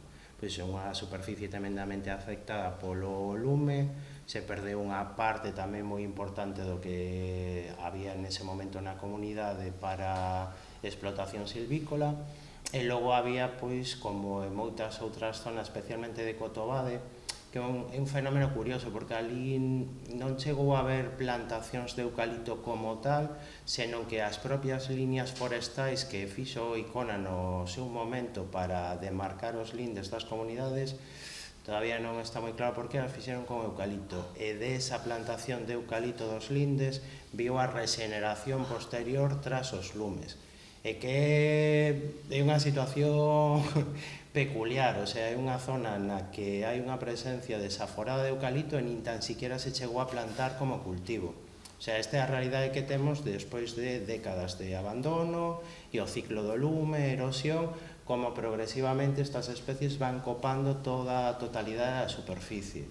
Entón, logo, pois, se lles foi dando, pois, eso, un uso forestal, pero que inicialmente ali non hubo ni tan siquiera plantacións como tal. Entón, bueno, é un pouco o panorama que nos atopamos en 2017 e a partir de aquí, bueno, pois empezamos a realizar iniciativas. Vale, que facemos principalmente? Conservar e promover os ecosistemas autóctonos e a biodiversidade, realizar labores de restauración ambiental e terreos degradados, promover a educación e voluntariado ambiental, proxectos de ciencia cidadá e fomentar modelos de xestión forestal afastados do productivismo e o cortopracismo, que é o que tristemente soe predominar na maior parte das comunidades de montes. Vale, apostamos polo bosque autóctono como un patrimonio a conservar, é unha das principais líneas de actuación dentro do couto da Iresiña a través de accións de educación e voluntariado ambiental. Bueno, como dicíamos, as principais accións son repobacións, eliminación de especies invasoras e seguimento inventariado de biodiversidade. Vemos aquí algunhas imaxes de algunhas das actividades que fomos realizando. Isto é unha zona que originalmente era un regenerado de eucalipto que se cortou, se triturou, se eliminou o rebrote e nesta foto en concreto estamos vendo como un voluntario está facendo unha sustitución de especies por, en concreto, creo que un carballo que é paradoxo, pero justamente este carballo en concreto está donado por Lourizán, porque, bueno, a través de diferentes contactos tamén recibimos planta deste centro de desenvolvemento forestal, aparte, bueno, dos propios viveiros ou da recollida de semente local. Aquí temos tamén fotos das últimas actividades, isto xa pertencen a última acción que se fixo de voluntariado, isto xa dentro de terreos da Comunidade de Montes de Loureiro, que é contigua, é tremendamente interesante para nós poder colaborar con eles, porque nos daría paso e contigüidade como para acceder á zona de rede natura a través do propio espacio desta Comunidade de Montes, que en principio estamos pendientes de asinar un acordo de custodia con eles, pero bueno, é habitual que nas comunidades de montes hai unha heteroxeneidade nas asambleas, moitos intereses cruzados, moitas reticencias, moitos medos, e a día de hoxe creímos que era máis interesante empezar a traballar coa comunidade e a partir dos resultados dese traballo volver a poñer en riba da mesa a idea de asinar un acordo de custodia que insistir con simplemente asinar un acordo que xerase esa desconfianza inicial.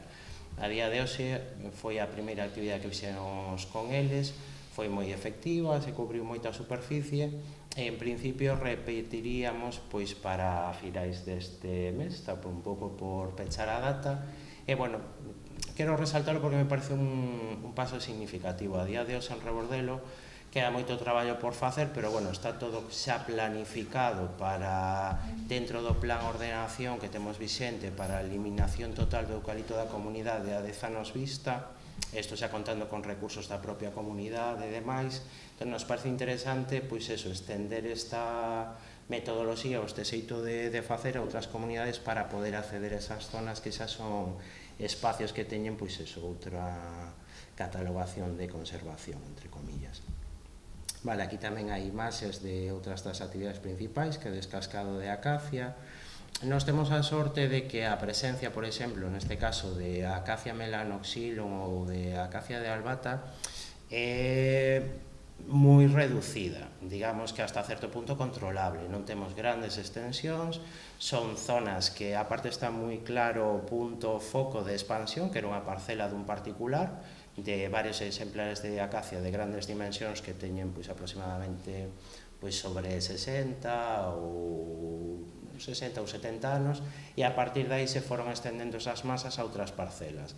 Digamos que é moito máis fácil de controlar a diferencia de outras áreas onde xa ocupan superficies moi significativas, e simplemente o que facemos é eso, descascar, controlar o rebrote de xeito manual e ir introducindo pois eso, variedades de frondosas que vayan xerando sombra. Se algún acudiese a visita de campo de mañá, pois, bueno, en concreto iremos ver estes espacios. Vale, logo temos tamén outra liña moi importante de traballo que sería a defensa dos ríos e das charcas. Polo noso monte comunal atravesa o río Almofrei e temos varias parcelas que son colindantes co río, na que aparte tamén temos a sorte de contar con a infraestructura de usos tradicionais que alberga un mínimo de 5 muiños que a día de hoxe temos restaurados en funcionamento. Entón, eso tamén nos permite realizar toda unha serie de actividades enfocadas en estar ou ser tan dependientes ou mellor pois de outros organismos. É moito máis fácil traballar se se traballa directamente nos terreos da Comunidade de Montes, porque mentras este a comunidade de acordo con isto, non temos outro tipo de cortapisas e, claro, tamén accedemos a recursos económicos, que é algo tamén moi interesante a ter en conta. Vale, aquí son outras imaxes de outras actividades aí de base, que as inspeccións do proxecto Ríos. Esta en concreto foi con unha experiencia que realizamos con un campamento de scouts, que foi tremendamente positiva. Estiveron varias semanas acampando no noso monte, realizaron un traballo enorme de eliminación de rebrote de acacia. Foi unha experiencia aparte super interesante para os rapaces que intentamos repetir anos despois, xa con algúns destes rapaces como monitores do campamento, que, bueno, como dicíades antes, é unha experiencia moi chula. Isto, por exemplo, a recuperación dun espacio no que originalmente había unha charca que se colmatara, bueno, por diferentes factores de arrastre. Aquí estamos simplemente retirando ese sedimento e demais para xerar eso, pois, un espacio de reproducción para anfibios. Estas charcas, originalmente, as labores se fixeron orientadas solo para recuperar o espacio en sí, e logo, bueno, como imagino que saberedes, a zona en concreto na que nos situamos nós, hai unha presión por proxectos eólicos desmesurada. Nós, en concreto, bueno, a día de hoxe temos, pois, eso, un proceso contencioso administrativo, un deses proxectos que afectaría directamente o noso monte, e demais, por exemplo, esta charca foi tremendamente significativa polo tipo de especies que albergaba e por onde estaba, a hora incluso de forzar a que se sacase por terceira vez a exposición pública ao propio proxecto do parque. Entón, que ao final, tempo á vista, pois interesante, ou mellor, como iniciativas iniciais como esta, que simplemente o objetivo era recuperar este espacio, logo pois tivo tamén un efecto tamén tremendamente positivo a hora de poder defendernos contra procesos especulativos deste tipo. Vale, esta é outra zona que está na parte máis alta do monte. Isto originalmente non había esta estructura que estamos vendo, senón que era unha zona de turbeiras que se degradou por un proxecto que, bueno, décadas atrás intentara promover unha das directivas da comunidade, que era unha canteira de granito. Se conseguiu pechar e, bueno, pois anos despois se renaturalizou e creou, bueno, pois un espacio moi interesante que como este conxunto de charcas dentro do que xa era o sistema hídrico original, que a día de hoxe tamén foi un espacio moi significativo polas especies que lograron asentarse aí, porque é xusto a zona na que querían facer a instalación desta infraestructura eólica. Vale, o que veñamos coñecendo a diversidade, realizamos descobertas de biodiversidade, catalogando anfibios, reptiles, aves, facendo un seguimento do estado desas poboacións, realizamos tamén estudios de mamífero, temos un sistema estable de cámaras de fototrampeo, identificación de rastros e tal, que aparte de servirnos para contribuir, pois eso, proxectos como Atlas de Mamíferos de Galicia, nos dan unha información tamén tremendamente interesante sobre os usos que hai no monte, porque non só se recolle información da fauna, senón tamén da fauna de dúas pernas que anda polo monte. E iso é tremendamente interesante a hora de regular as accións e as actividades que se producen dentro do monte comunal, o efecto de ter ese control ou esa visión sobre que se fai ou como se fai ou que non fai, é tremendamente significativo para xerar tamén un certo clima de percepción de falta de impunidade que había previamente a nós e posteriormente, bueno, eso foi un proceso complexo, xerou bastante conflictividade con algúns veciños concreto e demais, pero a día de hoxe, visto con unha perspectiva de anos, eu penso que foi tremendamente positivo, porque todo o mundo ten claro a día de hoxe que no monte non é un espacio onde cada quen pode facer o que queira cando queira, senón que, bueno, hai un control, hai un seguimento e, sobre todo, hai unhas consecuencias para certo tipo de prácticas. Eso, bueno, pola nosa experiencia, é algo tamén significativo. Aquí temos tamén imaxes de, bueno, aquí era moi, creo que era en 2018 ou 2019, todavía estaban os restos das áreas afectadas polo lume, unha charca moi interesante que tamén temos nesa zona, que unha das primeiras actividades que fixemos foi precisamente retirar todo o sedimento que acolmatara, facer unha reestructuración das marxes e tal, e iso nos permitiu posteriormente que a charca se recuperase de xeito máis rápido e vigoroso, e a día de hoxe, por exemplo, un dos espacios con maior biodiversidade que temos dentro da comunidade, aparte que ten un valor didáctico enorme, porque é un espacio moi accesible e, bueno, un xeito tamén de que as persoas que participan no voluntariado da propia parroquia teñen tamén, pois, unha experiencia directa con determinado tipo de especies.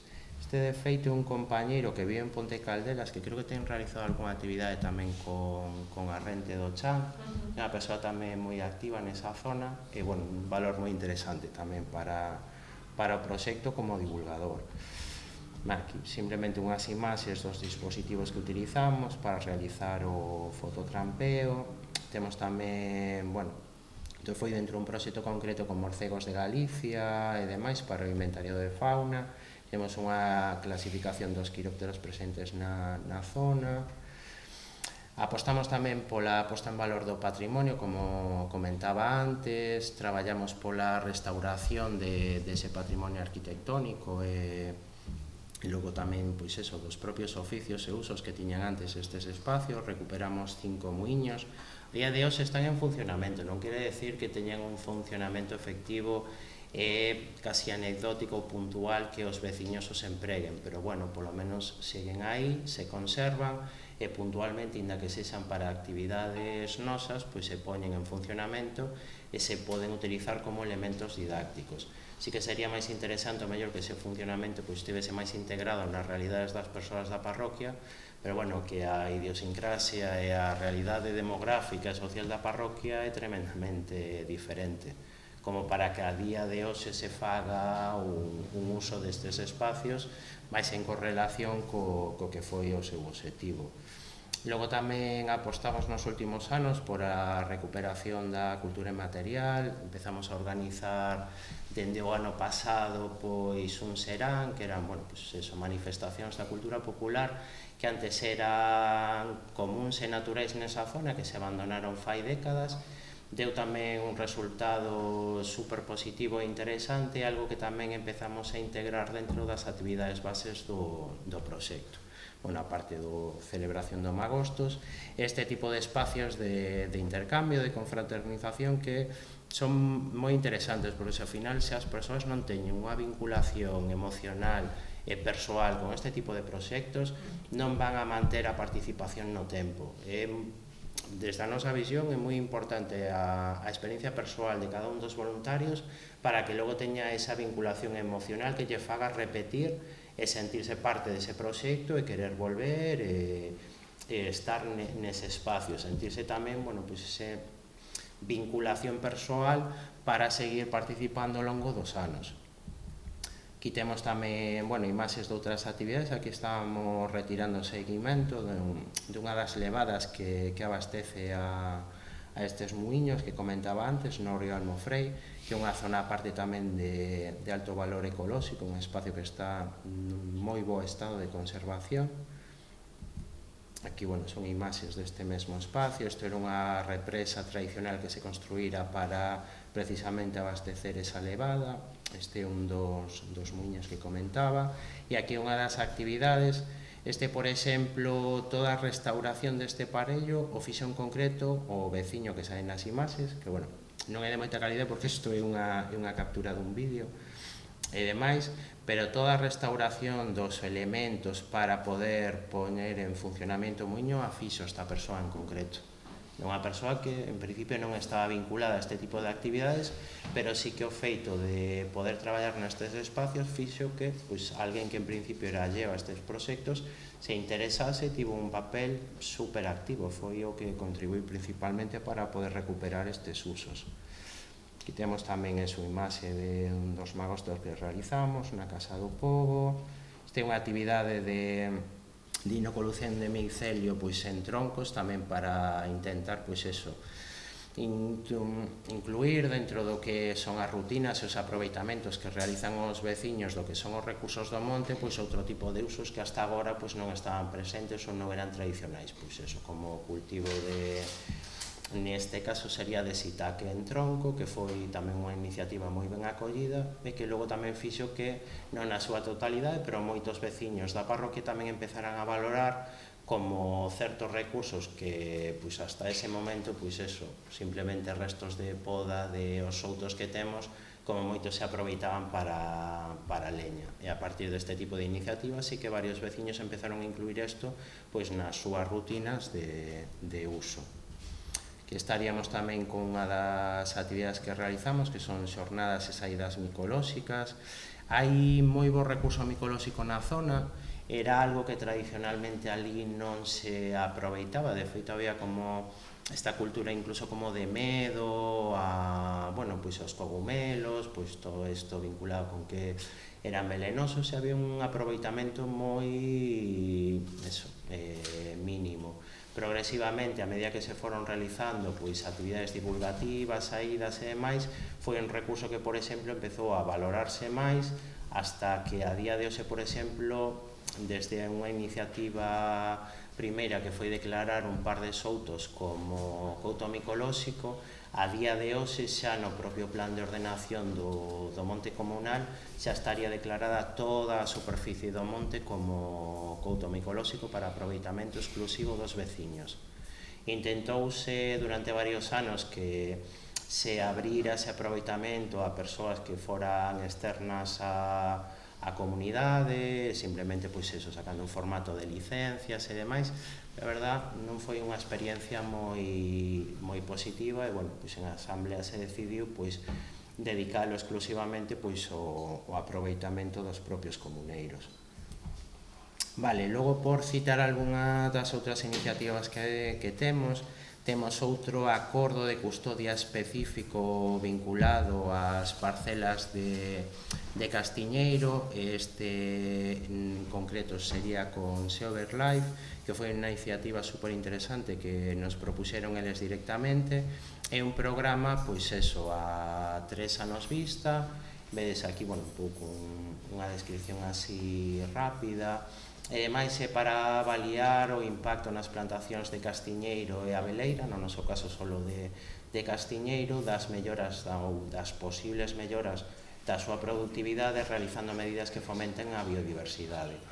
Entón, como os comentaba antes, os que veñades mañán a saída de campo, visitaremos esta parcela tamén, e a verdad que é unha experiencia moi positiva, hasta a día de hoxe nun estado moi salientable. Foi unha experiencia super interesante. Eles tamén se puxeron en contacto con nós no seu momento como comunidade porque sabían que tiñamos este tipo de plantacións, pero porque tamén levábamos a cabo este tipo de proxectos. Entón, tamén é outro dos efectos positivos indirectos de ter este tipo de accións no monte. E, vedes algunhas imaxes da parcela. Estos son de, se non me equivoco, da semana pasada. Xa empezan a sair, sí, algúns dos boletos da tempada deste ano. Ten moi boa produción micolóxica esta parcela en concreto. É un das accións que se realizaron na propia parcela para mellorar a biodiversidade dentro da mesma foi a instalación que pasa nesta foto, non se aprecia especialmente, foi a construción de unha charca e demais que, bueno, podemos visitar na saída de campo de mañá, que foi un traballo excelente por parte dos técnicos que levan a cabo o programa e dos propios técnicos que levan a cabo as indicacións que lle dan os xestores do programa.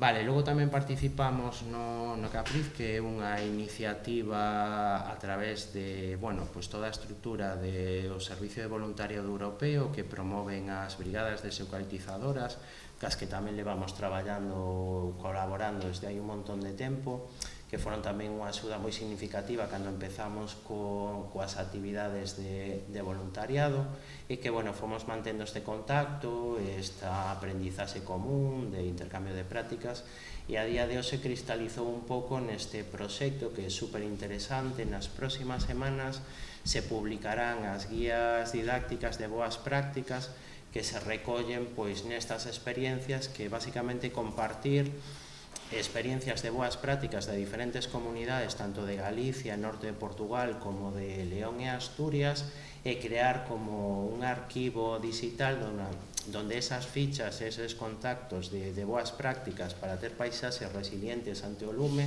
poidan estar accesibles e ao contacto das persoas ou entidades que as promoven. Pasa que, de momento só trouxen a referencia ao programa porque ainda non está publicado. Pero, algo creo que pode ser interesante e moi recomendable para botarlle un ollo. Aquí temos outra vez algunhas das imaxes, das áreas en custodia, dos traballos realizados tamén nos outros que comentábamos antes, o xeito de como se poda, como se xestiona a biomasa despois desas podas e demais, o non utilizar, maquinaria, realizar os traballos a man. O impacto nas plantacións é tremendamente significativo, sobre todo se queren facer aproveitamentos micolóxicos. Vale, isto é un pouco a cartografía a nivel hábitats que hai a día de hoxe no que é o Monte Comunal de Rebordelo. Ves un pouquiño o que é a distribución. A parte sombreada simplemente sería a zona que pertence á comunidade e os distintos colores xa corresponden aí o que vades vendo nas lendas. A paisaxe principalmente son carballeiras galaico-portuguesas que temos a sorte de ter unhas extensións que non son extensións enormes, pero para a realidade da zona penso que significativas, e sobre todo polo que comentaba antes, porque teñen continuidade con espacios tamén así resilientes de outras comunidades, e a idea é progresivamente intentar agrupalos para xenerar unha continuidade moito máis significativa, non ter un enfoque solo desde a perspectiva da nosa comunidade, senón da perspectiva do conxunto de toda a área. Entón, se a isto lle sumásemos, por exemplo, o potencial que ten a comunidade de Loureiro, se chega a integrar de xeito oficial dentro do proxecto de custodia, xa estaríamos falando de uns espacios moito máis significativos e de poder crear corredores para a fauna e para a biodiversidade en xeral para toda esa área. Logo sí que hai representación de outros hábitats, o que pasa que a moi pequena escala, un pouco pola evolución da propia área nos últimos anos. Vale. Non, avísame porque eu me enredo. Vale, e logo xa para acabar, se logo queres comentar e tal, aquí un pouco a distribución do que é o actual plan de ordenación forestal que xa temos entregado ou aprobado esta vixente, que é un pouco en función do que estamos operando, e o que vos dicía así un pouco como dato máis significativo é que xa está planificado para 10 anos a eliminación total do eucalipto do que é o Monte Comunal de Rebordelo. A non emprego de especies pirófitas, salvo en áreas moi concretas, porque sí que é certo que temos plantacións de piñeiro. Isto sería outra área e listo. Luís Marcial é impulsor da Ira da Xoana, non sei se coñecedes. É unha de educación ambiental onde tamén se fan moitísimas actividades, que está situada no centro da Ulloa. Ora, ímonos, a Ira da Xoana sigue en Pontevedra, pero iremos cara ao centro de Galicia, non? Imos a localizarnos ali. E nada, xa vos deixo con Marcial. Por un lado, esta a Ira da Xoana, que foi un pouco a orixe do meu interese tamén por estas cousas debido a unha agresión. A agresión que tiñamos ali eran os proxectos de encoros do comezo de século, dos anos 99-2000 empezaron aí, e a partir de aí veunos unha conciencia sobre surxiu porque había que realmente reaxir diante desa agresión que se nos producía ali co tema dos proxectos do último goberno Fraga, proxectos de minicentrais, non? Entón, nunha destas vimos unha casiña en ruínas, xa empezamos a pensar en a súa restauración, en outro extremo que é onde está os Sobreiriares do Ornego, que é no límite con Lalín, o sea, falamos do límite da Agolada con Palas de Rei ou Ulloa, e límite da Agolada con Lalín, en plena comarca do Cesá, e aí está o Sobreiral. Entón, xa foi nesas actividades cando empezamos a ver esas potencialidades do Sobreiral do Ornego, que é unha parcela que ten 20 hectáreas, realmente son 23 e media, pero é unha parte que é de 7, entón digamos que a nivel familiar somos 4, entón eses 4 si decidimos formalizar un acordo con a adega, que por outro lado eu tamén viña de me afiliar á asociación daquela, comezo do século, de milenio, e entón foi cando, e iso tamén derivaba de unha busca dunha solución a unha parcela que nos anos 90, final dos 80-90, ardera. Estamos falando de 37 anos, por exemplo, non? Entón, fora un devastador, un incendio devastador. Entón, partimos sempre de situacións un pouco negativas, non? Pero había que reaxir diante desta e buscar unha solución. Entón, aquilo revertou todo, mesmo houve alguén que me suxerira, eu sentíame totalmente solitario e digamos, da familia, son o único que estou así en contacto, que tiñame unha explotación de vacas de leite e demais, non? No seu momento, en ecolóxico, xa, como un pouco precursor, que despois abandonei, pero, bueno, seguiu, eu cedín a outra persoa, e seguiu a cousa funcionando durante un tempo, e o tema do Sobreiral, pois foi tamén unha busca dunha solución a unha parcela de monte totalmente, digamos, silvestre, e a silvestrada, que era necesario, evidentemente, pero non se podía ni entrar. Aquilo non se podía ni entrar. Eu entón lembro aquelas empresas de turismo activo baixando polo río Arnego abaixo, topeime, bueno, pues con Martiño Recellas de Lalín, por exemplo, fomos ver o sitio, que podo facer con isto? Que fago con esta chousa tan maravillosa, pero que está que non se pode nin andar por ela? Dixo, primeiro había que buscar unha forma de rozar os camiños. Entonces empecé a moverme, empecé a coller unha dinámica, digamos, de contacto, aparte de con Adega, por suposto, co Distrito Forestal Concello, para facer xestións de roza de camiños para poder acceder, non? Para poder acceder a ese sitio, e que non se producira o que se acababa de producir había 4, 5, 8 anos desde aquel momento, non? Entón, bueno, dicir tamén que eu, digamos, as actividades que se promoveron a partir de aí en Adega, a asociación, bueno, a Fundación pola Biodiversidade e demais, de colocación de caixas de morcegos, de caixas de paxaros e demais, pois tamén intentando utilizalo un pouco, e as visitas de colexios, para buscar unha axuda para a xestión. E a axuda para a xestión ven un pouco dese contacto con o Distrito Forestal de Zatabeirós, neste caso, e o Concello de Agolada. Entón, esa é un pouco a idea. E entón, mesturaba un pouco as dúas cousas, porque tamén a Ira da Xoana, que está no outro extremo, como vos decía, do Concello de Agolada, pois é un punto, digamos, aí tamén imos, digamos, visitar aquela zona do Remo, que nos queda a 15-16 kilómetros. Nas nosas actividades son actividades de custodia tamén, non? Nos fixemos unhas 10 actividades de deseucaliptización das parceliñas que imos, digamos, mercando, e mesmo algunhas concesión, pero nese caso mercámolas, e vimos que nos facilitou unha cousa que me gustaría compartir con todos vos, que nunha parcela de media hectárea que está a 400 metros da Ira da Xoana, da casiña esta, había carballos. Aí, despois de un incendio tamén, un incendio que houbera un pouco despois do incendio de Sobreiral de Arnego, no outro extremo do Concello, e aí cortamos un pouco todo o mato para que, digamos, as arbustivas máis fortes, como un toxo, ali hai moita luz, baixaron un poquinho e aquí floreceran, pois favorecer un pouco tamén micolóxico, efectivamente, así foi, non? O sea, a micoloxía empezou a aparecer, os eucaliptos fomos cortando en distintas, digamos, etapas, 2 veces ao ano, algún ano unha vez, e entón o extracto arbóreo, as copas das árbores, dos carballos especialmente, que son o 90%, conseguiron, afogaron os eucaliptos que querían sair. Entón aí tamén conseguimos nese sentido, pois digamos que os carballeiros íbanos e axúdanos neste momento, por exemplo, despois de varios anos, casi non dan saído, non? Porque saen cunha debilidade impresionante. Entonces, gustaríame compartir un pouco todo isto, que se no bosque sale esa especie ou outras especies, tamén hai un castiñeiro, sobre todo o carballo, que é tan endóxeno, tan propio e sale tan ben, pois os eucaliptos tamén son moito máis fáciles de vencer que ese un monterraso aberto, que aí xa é moito máis complicado, non? E nada, un pouco eso, transmitir esta idea do que estamos facendo ali. Realmente as actividades que se fan no Sobreiral veñen da mão da adega directamente. Entón, eu, en Rancés amablemente sempre me di, oi, imos facer isto, eu se podo, pois estou ali tamén, non?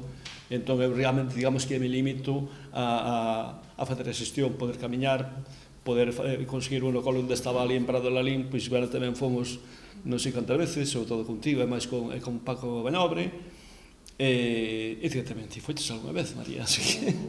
E entonces que el vos explica un pouco máis que realmente esa xestión do Sobreiral fixeron eles máis camiño. Habitualmente, cando falamos de custodia do territorio, esta pode ser en espacios naturais protegidos ou non. No caso que nos ocupa da parcela de Marcial, pois hai que des unha captura do visor da Xunta de Galicia dos espacios naturais protegidos. Todo o que está marcado, tanto nesta morada como verde, é o espacio natural protegido. En concreto, esta é a área, como vedes aí na lenda, de conservación, e esta que temos aí é a área de especial protección, para que vos fagades unha idea. Comentar que isto que ven por aquí é o río Arnego, que rodea todo ese punto que está no medio e sigue para baixo.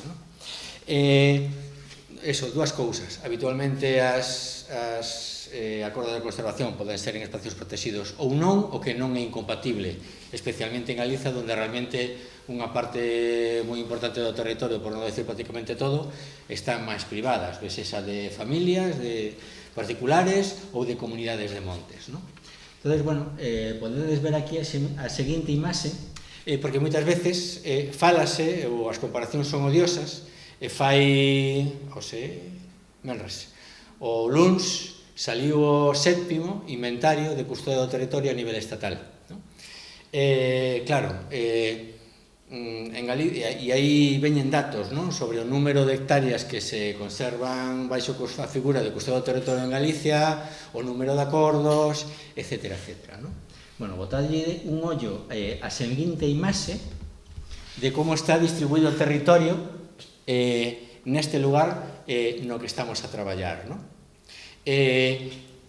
Este mismo pantallazo deste mismo territorio en Andalucía ou en Extremadura poden ser 2 parcelas, ou 3, ou 4, ou unha. Entón, claro, a veces cando se fala de custodia do territorio a nivel estatal, pois comparar que hai xa en un lugar 10 acordos de custodia, ou noutros 15, ou noutros 20, ou noutros 100, hai que atender a realidade territorial.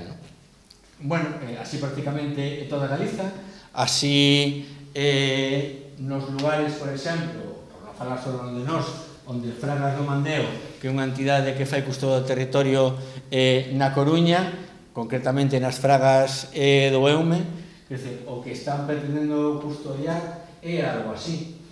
E o que intentan é conseguir fincas, mercalas, localizar os donas, etc.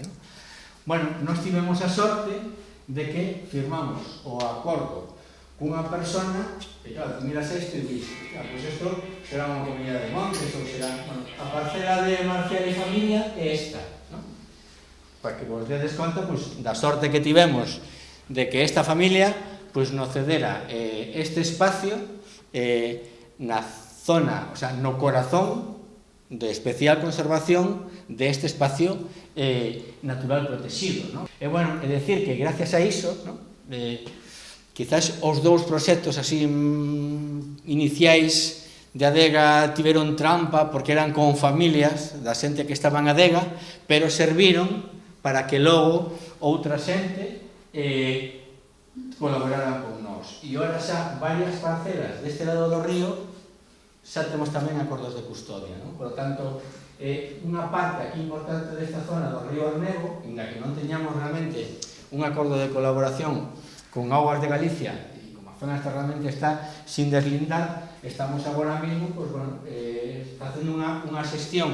de toda esa contorna do río Ornego ben interesante, non? E un pouco partiu desa primeira iniciativa que tivemos aquí coa familia de Marcial, non?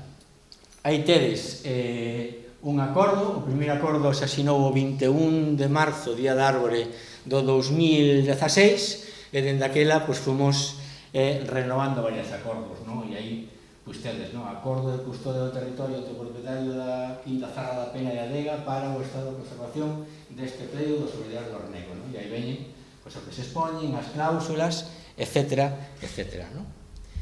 E, bueno, simplemente rematar xa con algunha das actividades que se teñen feito ali. Bueno, gracias a ter en moitas ocasións parece que vas pois eso, a Xunta ou a un concello ou a algún sitio que parece que vas a pedir cartos e en moitos casos é ao revés, non? Quer dizer, hai moitas axudas, como decía antes María, pois da Unión Europea, etcétera, que tendo acordos de custodia con certas entidades te facilitan ou te financian determinados proxectos, como foi, bueno, pois un que fixemos durante un ano coa Fundación Biodiversidade, non? Na que se levaron adiante pois multitude de iniciativas, como, bueno, que poñen antes, a recuperación de valados, o tema que xa falou tamén José de tema de morcegos, ou unha que tivo bastante acollida, por non decir unha das que máis, foi o descortizamento do Sobredial do Ornego, que foi unha especie de, bueno, pois de recuperación daquel proceso, porque hai que decir que a día de hoxe os propietarios siguen extraendo, quero dicir, a cortiza e tendo ese aproveito económico do Sobredial do Ornego, algo que, repito, non é incompatible cos acordos de custodia, senón ao revés, en moitos casos é o que se promove precisamente, que a custodia sirva para que a xente siga no rural e siga habendo un aproveitamento sustentable dos recursos. E esta foi unha especie de, foi como unha demostración de como se quita a cortiza. Incluso logo neste caso foi, despois de quitar a cortiza, como se elabora un corticeiro, un cortizo para as abellas, que foi en colaboración coa Asociación de Apicultura. E nada máis. Moitas gracias.